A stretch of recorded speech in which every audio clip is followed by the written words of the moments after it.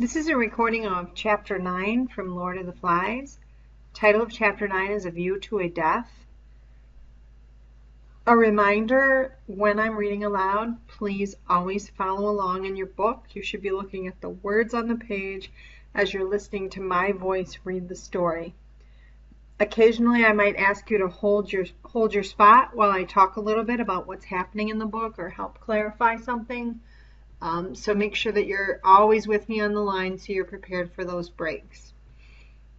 We'll begin together at the top of page 145. Chapter 9, A View to a Death. Over the island, the buildup of clouds continued.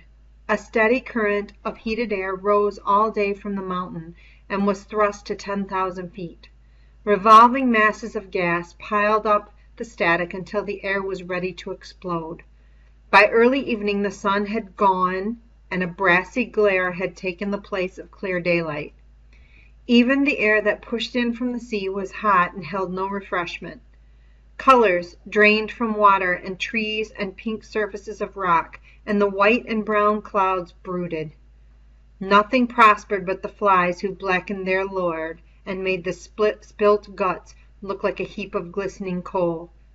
Even when the vessel broke in Simon's nose and the blood gushed out, they left him alone, preferring the pig's high flavor. With the running of the blood, Simon's fit passed into the weariness of sleep. He lay in the mat of creepers while the evening advanced and the cannon continued to play. At last he woke and saw dimly the dark earth close by his cheek.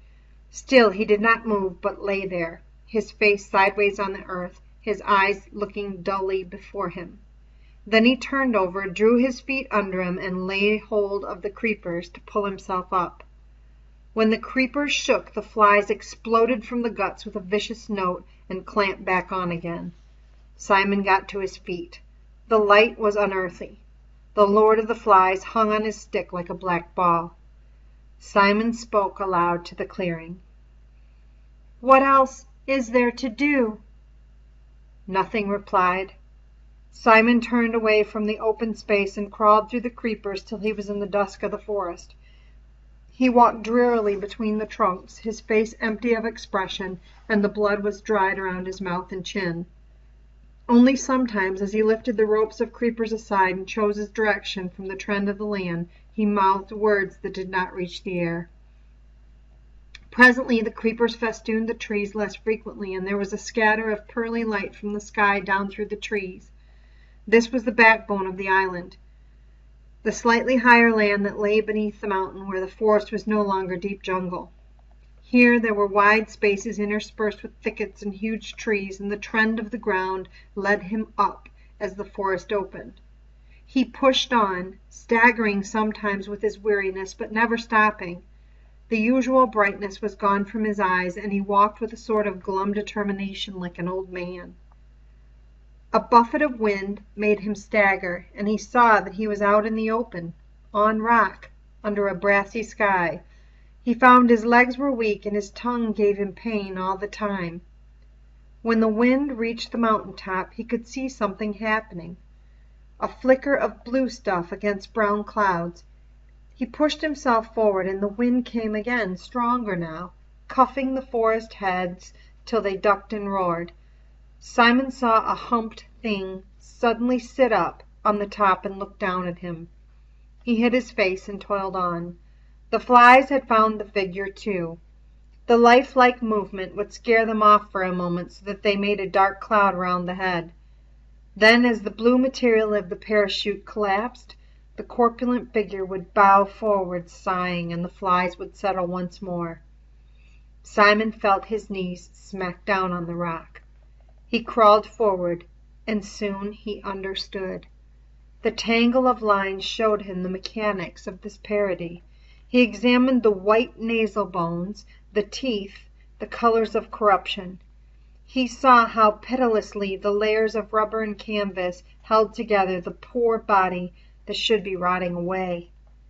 Then the wind blew again, and the figure lifted, bowed, and breathed foully at him. Simon knelt on all fours and was sick till his stomach was empty. And then he took the lines in his hands. He freed them from the rocks and the figure from the wind's indignity. At last he turned away and looked down at the beaches. The fire by the platform appeared to be out, or at least making no smoke. Further along the beach, beyond the little river and near a great slab of rock, a thin trickle of smoke was climbing into the sky. Simon, forgetful of the flies, shaded his eyes with both hands and peered at the smoke. Even at that distance it was possible to see that most of the boys, perhaps all of the boys, were there. So they had shifted camp then, away from the beast. As Simon thought this, he turned to the poor broken thing sat stinking by his side. The beast was harmless and horrible, and the news must reach the others as soon as possible. He started down the mountain and his legs gave beneath him. Even with great care, the best he could do was a stagger. Pause. So Simon has now discovered the truth, that what they thought was a beast shifting and moving on the mountain was really a dead parachutist whose lines and the material of his parachute have been filling with wind, which causes the moving motion on the dead body. And now that he's got this information, even though he's so desperately sick, he knows he has to get down the mountain and tell the boys there is no beast. It's a dead body. It's not what we think it is. Middle of 147. Bathing, said Ralph. That's the only thing to do. Piggy was inspecting the looming sky through his glass. I don't like them clouds. Remember how it rained just after we landed? It's going to rain again. Ralph dived into the pool. A couple of little ones were playing at the edge, trying to extract comfort from a wetness warmer than blood. Piggy took off his glasses, stepped primly into the water, and then put them on again. Ralph came to the surface and squirted a jet of water at him. Mind my specs, said Piggy. If I have water on the glass, I gotta get out and clean 'em. Ralph squirted again and missed. He laughed at Piggy, expecting him to retire meekly as usual and in pained silence. But instead, Piggy beat the water with his hands. Stop it, he shouted. Do you hear? Furiously, he drove the water into Ralph's face. All right, said Ralph. Keep your hair on. Piggy stopped beating the water. I got a pain in my head. I wish the air was cooler. I wish the rain would come. I wish we could go home. Piggy lay back against the sloping sand side of the pool. His stomach protruded, and the water dried on it. Ralph squinted up at the sky. One could guess at the movement of the sun by the progress of a light patch among the clouds. He knelt in the water and looked around. Where's everybody? Piggy sat up. Perhaps they're lying in the shelter. Where's Sam and Eric? And Bill? Piggy pointed beyond the platform. That's where they've gone. Jack's party. Let them go, said Ralph uneasily. I don't care. Just for some meat. And for hunting, said Ralph wisely, and for pretending to be a tribe and putting on war paint. Piggy stirred the sand under the water and did not look at Ralph. Perhaps we ought to go too. Ralph looked at him quickly, and Piggy blushed.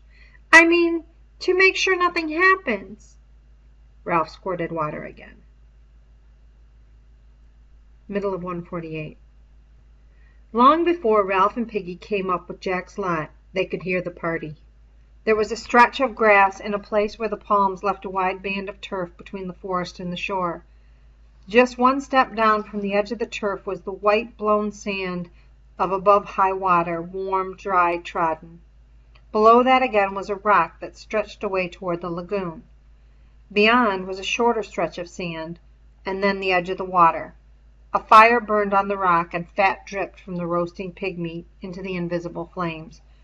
All the boys of the island, except Piggy, Ralph, Simon, and the two tending the pig, were grouped on the turf.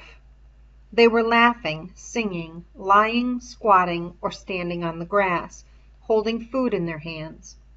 But to judge by the greasy faces, the meat-eating was almost done, and some held coconut shells in their hands and were drinking from them.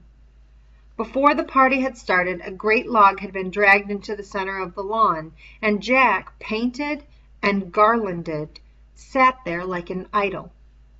There were piles of meat on green leaves near him, and fruit and coconut shells full of drink. Piggy and Ralph came to the edge of the grassy platform, and the boys, as they noticed them, fell silent one by one, till only the boys next to Jack were talking, and then the silence intruded even there, and Jack turned where he sat. For a time he looked at them, and the crackle of the fire was the loudest noise over the droning of the reef. Ralph looked away, and Sam, thinking that Ralph had turned to him accusingly, put down his gnawed bone with a nervous giggle. Ralph took an uncertain step, pointed to a palm tree, and whispered something audible to Piggy, and they both giggled like Sam. Lifting his feet high out of the sand, Ralph started to stroll past. Piggy tried to whistle. At this moment, the boys who were cooking at the fire suddenly hauled off a great chunk of meat and ran with it toward the grass. They bumped Piggy, who was burnt, and yelled and danced. Immediately, Ralph and the crowd of boys were united and relieved by a storm of laughter. Piggy once more was the center of social derision, so that everyone felt cheerful and normal. Jack stood up and waved his spear. "Take them some meat." The boys with the spit gave Ralph and Piggy each a succulent chunk.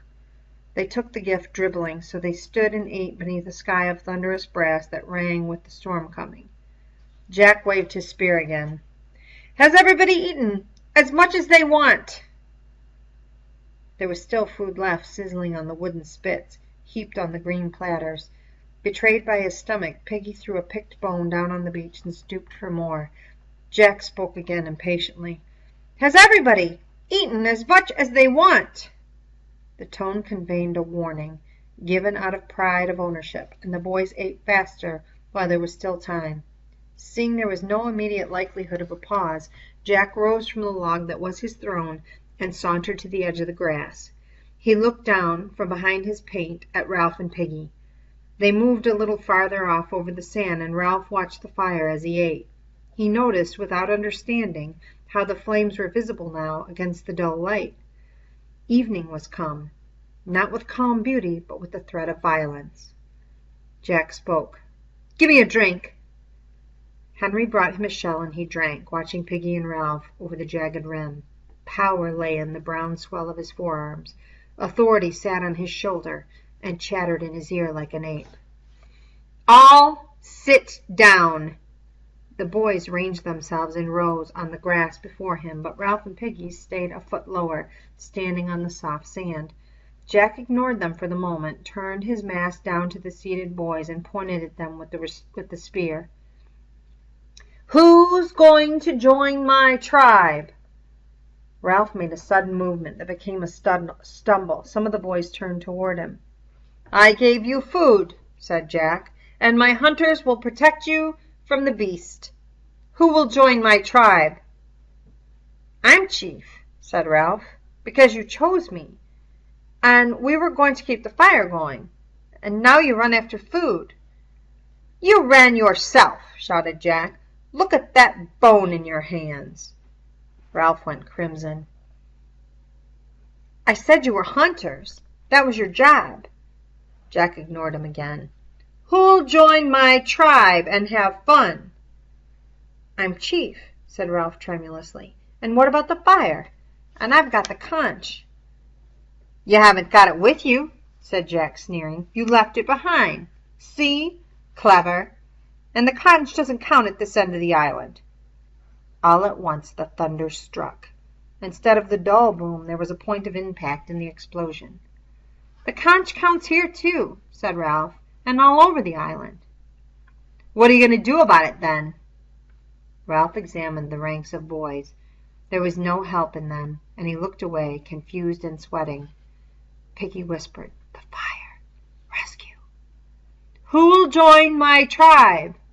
"I will. Me. I will." "I'll blow the conch," said Ralph breathlessly, "and call an assembly." "We shan't hear it." Piggy touched Ralph's wrist. "Come away. There's going to be trouble, and we've had our meat." There was a blink of bright light beyond the forest, and the thunder exploded again so that a little one started to whine. Big drops of rain fell among them, making individual sounds when they struck. "There's going to be a storm," said Ralph, "and you'll have rain like when we dropped in here. Who's clever now? Where are your shelters? What are you going to do about that?" The hunters were looking uneasily at the sky, flinching from the stroke of the drops. A wave of restlessness set the boys swaying and moving aimlessly. The flickering light became brighter, and the blows of the thunder were only just bearable. The little ones began to run about, screaming. Jack leapt onto the sand. "Do our dance! Come on! Dance!" He ran, stumbling through the thick sand to the open spaces of rock beyond the fire. Between the flashes of lightning the air was dark and terrible, and the boys followed him clamorously. Roger became the pig, grunting and charging at Jack, who sidestepped. The hunters took their spears, the cooks took spits, and the rest clubs of firewood.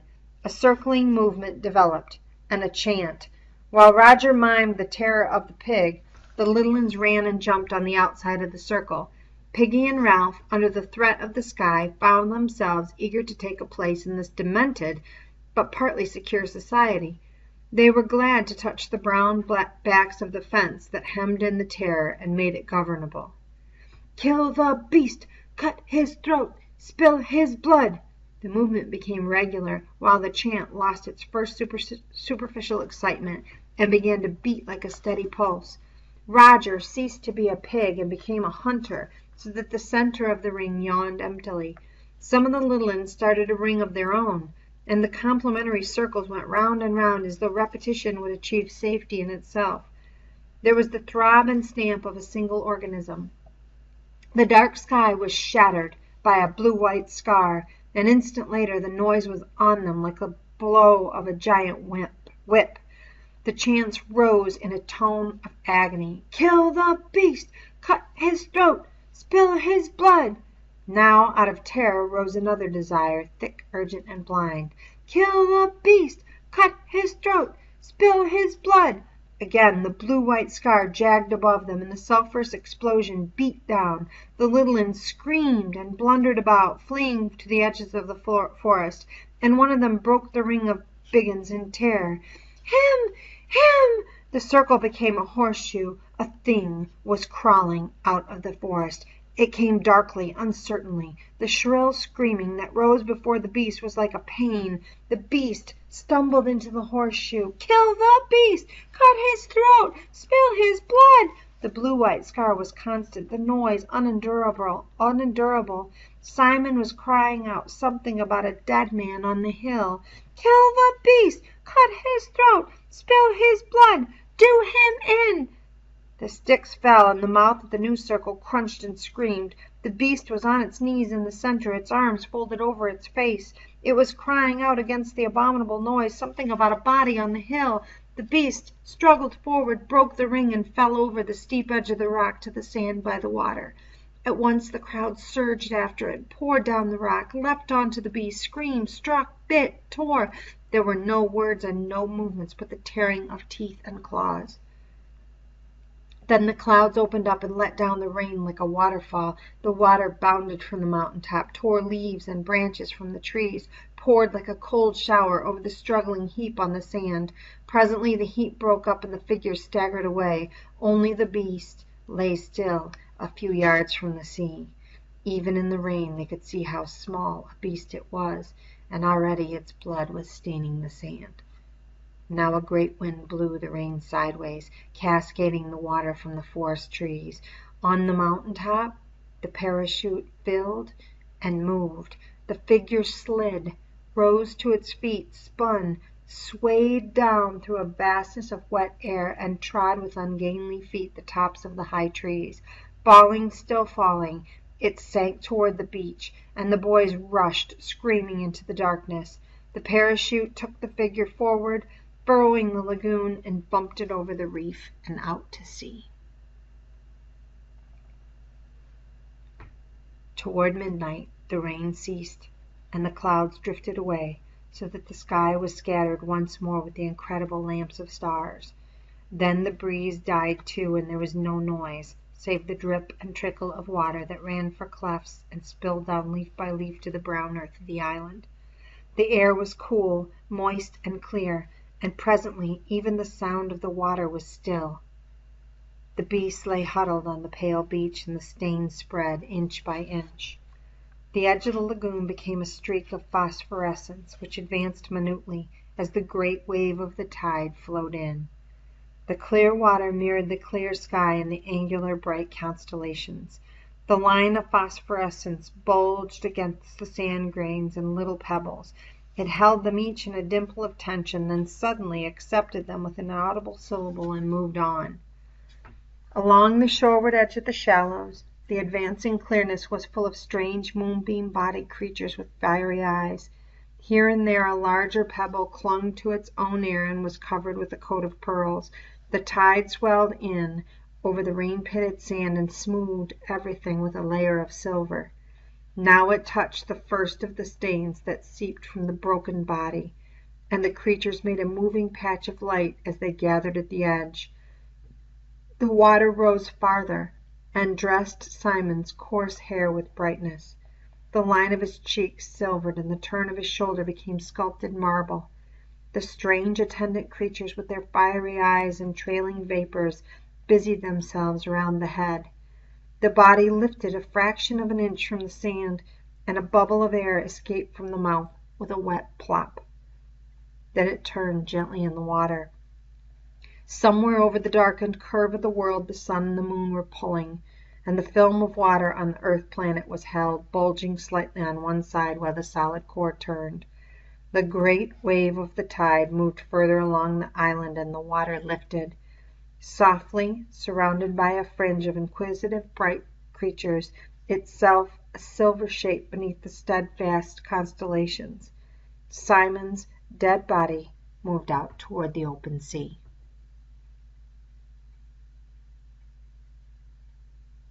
Two significant bodies have left the island. It's important to understand the impact that's going to have on the boys. Now that the beast is gone and Simon is gone, what will they believe happened? How will they live with their actions this night?